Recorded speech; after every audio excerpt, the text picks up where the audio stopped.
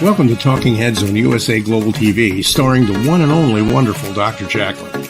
It's a prestigious place where world-class influencers and experts meet, and where you'll find the most trusted advisors and coaches for all things in life and business. Visit usaglobaltv.com to sign up for our newsletter, get the value you need, and be first in line to learn about events and giveaways and other valuable content. Connect with us. Email Dr. Jacqueline at usaglobaltv.com to talk about how you can become part of USA Global TV. That's USA Global TV, where the doctor is always in. Hello and welcome. Welcome on USA Global TV and Radio on the Talking Head Business Show.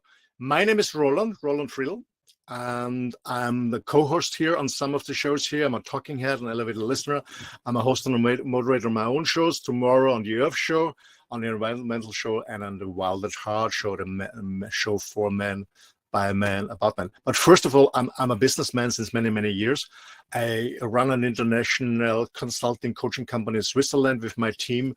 We support globally multinational companies in 8 or 9 languages. And here in USA Global TV and Radio on the Talking Show, I talk about 20-25 minutes about different topics. And for those who are listening the first time, we are already in module number 3, and the name of module number 3, maybe I bring my slides up and you're going to see it. And module number 3, the main topic overall is helping customers to manage change through innovation. Why that? Because many companies are struggling because of the challenges of the last 6 years, the pandemic for the Europeans, and some other companies are also because of the Ukraine war that's going on.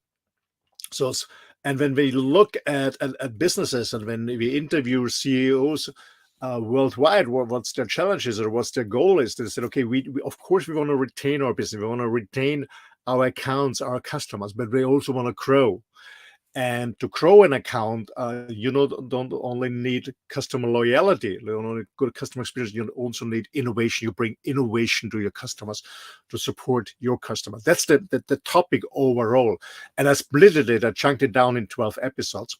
And actually today we're already in episode number 7. So when you missed the other episodes before, I highly recommend maybe go on YouTube. You see all the recordings. When you go on YouTube, USA Global TV and Radio, you put in Talking Heads, my name, Roland Friedl, then you find all the other episodes. I highly recommend it because we already are in episode number 7. And actually, it's the second part of the buyer's journey. We started already with the buyer's journey last week, and I split it in 2 parts because it's a lot of content, and it's a very interesting and a very critical one to understand when your sales force want to be successful in the business. So, and those of you who know all my other shows and talking, I know I always do it on a different aspect. I always have a look at it, why it's important to have a look at a buyer's journey. Secondly, what is a buyer's journey? How are we going to do it? And how to implement it in your daily business on your sales force. And as I said, I already started last week with the first part of the buyer's journey. So I give you a short review of what happened last week. So first of all, why is buyer's journey interesting to understand? The point is, maybe you have found out that there was a tremendous shift the last 25 years from a seller's market to a buyer's market. The reason for that is with the new technologies that came on, like the World Wide Web, customers have access to information worldwide. Well, let's go back to the 80s, or even the 70s and the 80s, or in the early 90s, when the World Wide Web was not available to everyone or wasn't even there. So when you, in a B2B business, you went to trade fairs, you call some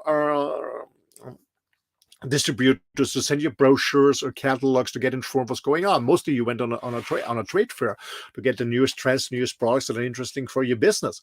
That's what's changing now. So you can, as a customers can get information from everywhere, and mostly customers are more information than the salesperson itself on the product. And it's not only that they can get information, they have access to all the information available about their market, about their products and the technologies and trends and so on, but they also can collect between many they can choose between many suppliers worldwide. So everything changed totally. So it's very important to understand the buyer's journey. And this doesn't mean that we forget the seller's journey. We see it later. We have to really align both of them, your seller's approach, but also the buyer's journey. So why it's important? As I said last time, it's very important to focus on the buyer. This is because it's absolutely the better approach. It doesn't mean, as I said before, not forget the seller's journey, but it's focusing on the buyer is the better approach. And the buyer and the vendor's journey may not align mostly. What I see in my experience when we consult companies, especially sales forces, sales organizations, is that mostly, especially in a B2B context, especially when it's a more complex project, so many stakeholders in the buying centers are involved on the customer side, that mostly the buying center itself and the vendor are not on the same page. So maybe the vendor is too fast, or even the buying center, not all of the stakeholders who decide about the purchase of this service or this product are not on the same stage. So it's very important to align them all and to align the buyers and the vendors, the buyer's journey and the vendor's journey. And also, of course, the buyer's journey itself is normally not vendor specific. So what is a buyer's journey? A buyer's journey, quite simply, a buyer's journey consists of 6 steps with a logic order. So the buyer's journey has 6 steps, and I would love to go shortly through. I did it last week. You can also see it on more detailed on the recording, but just a short reminder. So there are 6 steps. The first step is the discover phase, where the need to change, the opportunity or the problem is first realized. So in the discover phase, the customer has a need to change, meaning that he sees an opportunity or he has a problem to fix. And also in the first phase, in the discover phase, the decision is made for action, meaning keep going and find a vendor and a solution, or it's dropped, or it's delayed because some other priorities are going on in this organization. That's in phase 1. In the phase 2, in the assess phase, the value of change is already established, so they know, okay, we have to change. So they find out, okay, there is a gap between what we want and the current situation. So there's likely a solutions. This desired outcome are already moderated. Also, the stakeholders in the buying centers and the success criteria are defined. So they know, okay, what are the success criteria, and also which stakeholders have to be involved in this decision-making process. And also the budget is established also. And maybe a third-party viewpoint, a consultant, came in on this phase 2. And then in the next phase, the evaluate phase, where the vendors are engaged for deeper evaluation. Vendors' offerings and capabilities, of course, become visible at this moment for the customer. And mostly it's more than one vendor. Thus the competition is also seen. Stakeholders' views and also biases become visible. So you as a vendor, you will see the stakeholders maybe the first time, and also the biases, and the priorities, needs, and solution specifics are likely to deviate. That's in phase number 3. And in the confirm phase is that after evaluation, when they saw your offerings and the competitors' offerings, then the solution specifics, costs, and return of investments are scrutinized, of course. Risk of buying wrong or doing nothing is also considered. Also, the vendors' assurances on implementations are thought, and stakeholders buy in thought to reach, of course, consensus. And then in the commit phase, prices and terms are prioritized, of course. Deal structure, meaning all the details, the deal structure, prices are aligned to cost expectations. Price is negotiated in the commit phase, of course, to reduce exposure, for example, and decisions are made on what to consider to get the best value out for the client. And last but not least, the implementation phase, meaning you deliver the product, the service, the product, whatever. And this means that the vendor delivers versus the promise is evaluated. We always be clear, we talk here from the buyer side, okay?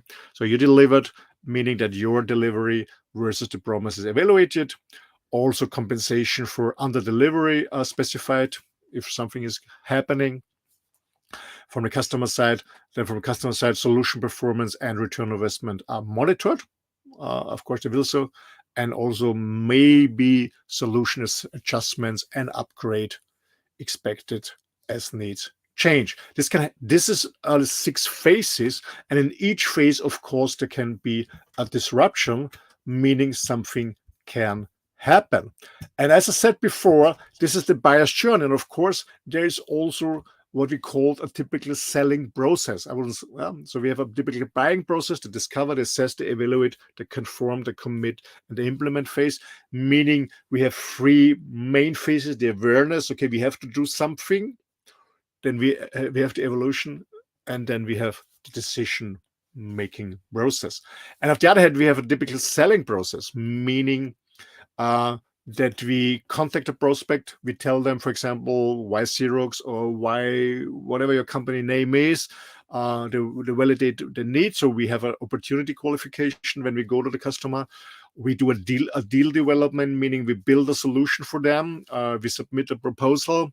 We go to negotiate, and we want to close the deal, of course. Then we implement, we deliver, and then we manage the solution.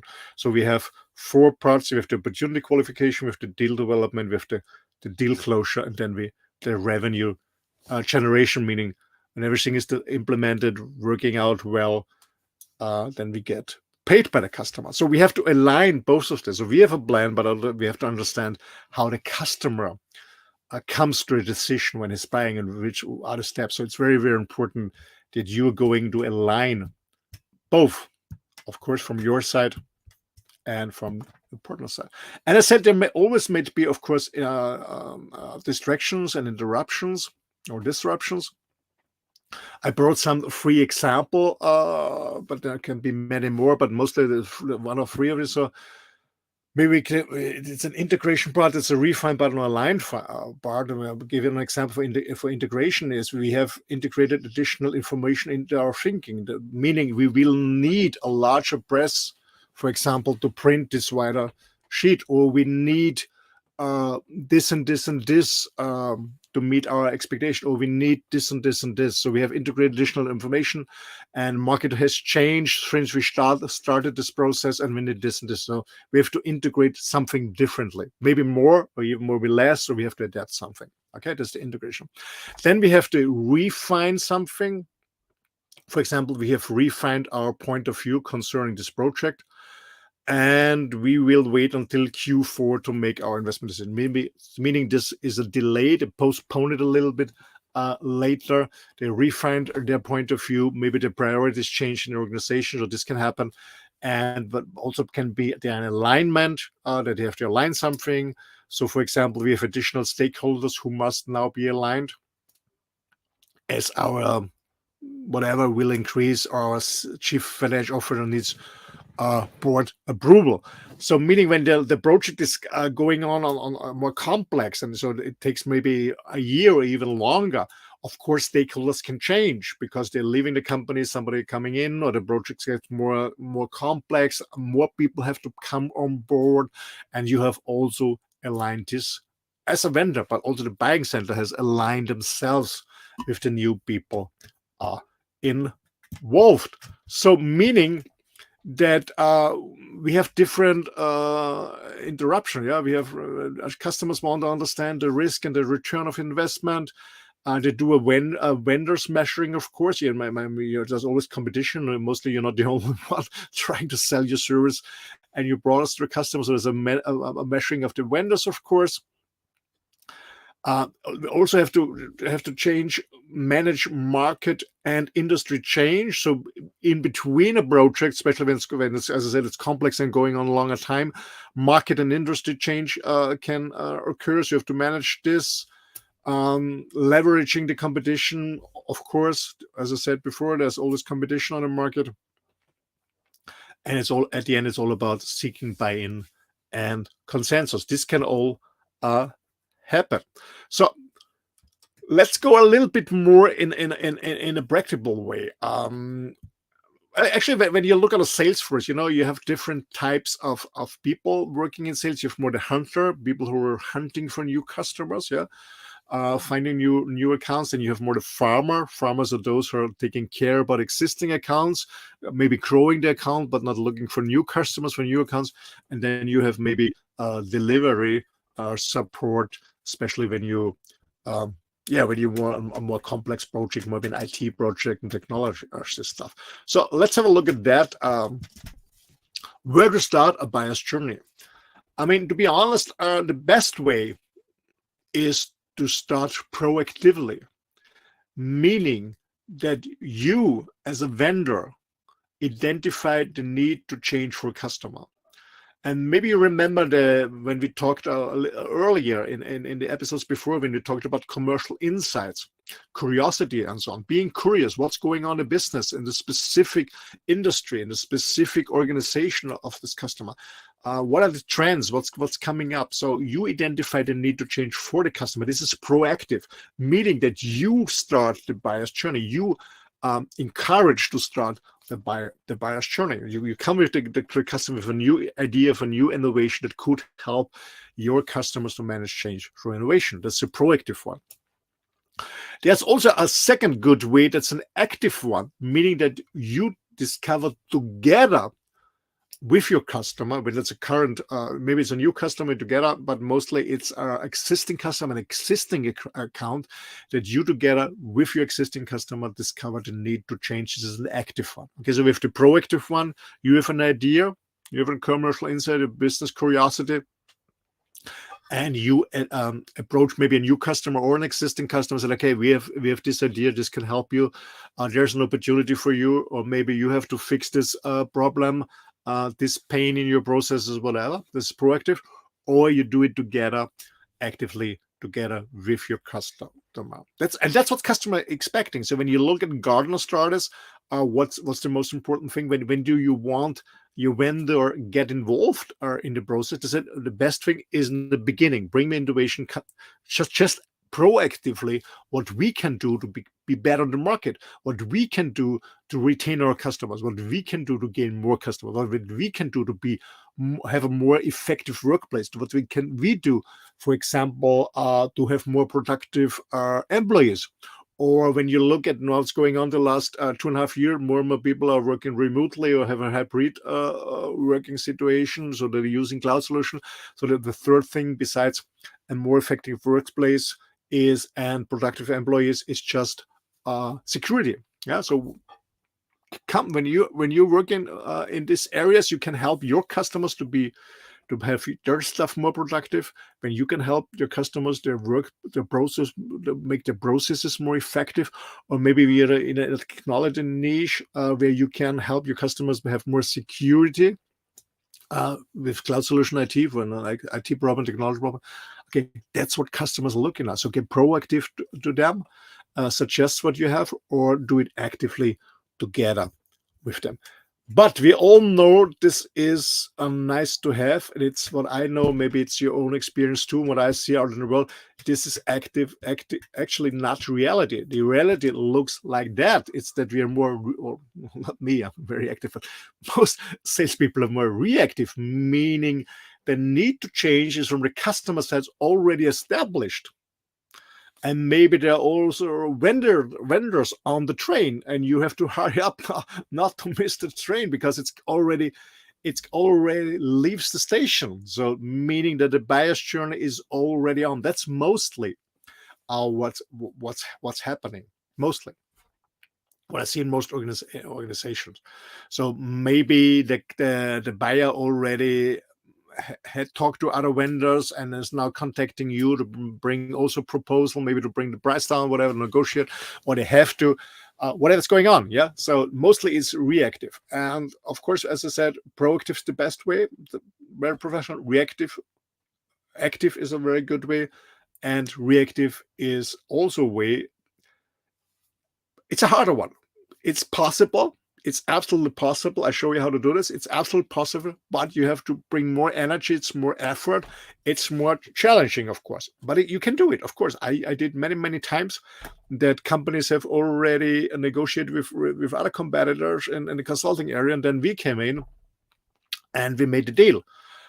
It's never too late, but it's harder. It's more effort. Okay, so the key message from this module is be proactive, have a proactive team.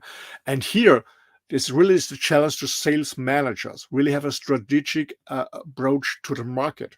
Here, the sales managers are really challenged to support their teams with new ideas, with new innovation, and new approaches on the market. It's very important. Okay, sales manager really. And if you don't have a sales manager, you don't have a good sales manager. When you're as a salesperson listening to my talking head show right now, okay, then be active by yourself, okay, and learn about the modules, or even contact me and my team and learn about business curiosity and learn about commercial insight, because this is an absolutely game changer. This is business curiosity and commercial insight is an absolutely game changer to make deals, okay, to not only to retain your account but also to grow your account, which is very important too when you want to grow them. Okay, so reactive is possible. Let's have a look at that. And as I said before, you know, that when the need to change is already established, then you have to find out where is the customer. It's in the discover phase, or mostly it's in the reassess phase, on the reevaluate phase. Okay, so there you can step in. I mean, when it's implemented by the meaning it's already delivered, then you're too late. When you already committed, meaning signing the contract, it's late. Yeah, maybe sometimes the confirm phase late too. But when you're in the reassess phase, or when you're in the assess phase, or in the evaluation phase, just go back to the customers, not to the discover phase, but to go do an assessment again with them. Maybe the competitor didn't find all gaps, or not the best ways to have a look at it. Okay, go to reassess it and then reevaluate. Okay, find out where the buying center is in these phases, and then step in. As I said, it's possible. It's, of course, it's more effort. It's harder to do so, but it's absolutely possible. Absolutely possible. Good. So let's look a little bit deeper again. So as I said, when you're proactive, you initiate it, you go together in the discover phase as proactive or active. But and this is how you use commercial insight. You use commercial insight to initiate the journey. That's the first thing. Okay, you need commercial insight, business curiosity to initiate the buyer's journey proactively or actively. And you also use business curiosity on commercial insight to advance the buyer's journey. When you're already together with your customer on the buyer's journey, you can advance it. Okay, bring more information that is relevant, especially for this industry, especially for this organization. So you can use business curiosity and commercial insight to initiate the process, and you can also use it to advance it. And now comes the good news. As I said, when you're reactive, meaning the train already left the station, meaning the customer is already talking to competitors, and you get later on board, you can use, and that's why it's so important, you can use business curiosity and commercial insight also. Sorry, you can see it on the slide. It means you can disrupt the status quo thinking. You can disrupt the competitors' engagement through commercial insight and business curiosity by reassessing and re-evaluating. That's the good news. Ladies and gentlemen, when you're interested in how to do this, when you train yourself as a sales manager, salesperson, or your sales team to do this, I'm more than happy if you contact me. I can really train your whole sales team on that, because it's so important. Because the market is harder, it's tougher, it's more competition there. People are still buying, organizations are still buying, but they want real value. And as I said before, when you look at the studies that has been done last year, what CEOs from more than 700 different industries says, we want to grow, not so fast. Most of all, we want to retention. We need cash to survive the next years because we don't know what's going on in the future. This meaning is we have to be more efficient, we have to be more productive, and we need security. Okay, so the market is there. The competitors are not waiting for you. So please go on, be proactive with business curiosity and commercial insight to initiate a buyer's journey proactively, reactively, together with the customer. You use it to advance the buyer's journey you already started with your customer, maybe with a new client or with an existing account. But, and that's the point, when you're reactive, it's never too late. And I'm a person that never give up. It's never too late. You can also use it to disrupt the buyer's journey and maybe get the competitor out of the race, and you do it by reassessing and re-evaluating. Okay. Cool. So what if? So how to implement this? First of all, it needs some consulting to understand your specific organization, your specific industry, your specific customer environment. Then we can build a strategic plan around it.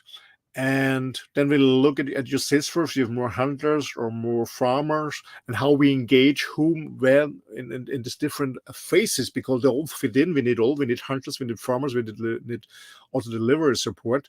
And yeah, then we can implement it. So if you're interested in it, to grow your market, to be more profitable, to be more sustainable in the business, if you really want to help your customers manage change through innovation, you have a product or service that fits in and can make a difference in your customers' world, we're more than happy to help you. As I said, we work worldwide in several languages together with my team. We did it for many other organizations worldwide.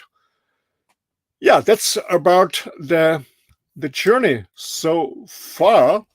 Next week, we're gonna talk in episode number in the next episode, we talk about the stakeholder identification.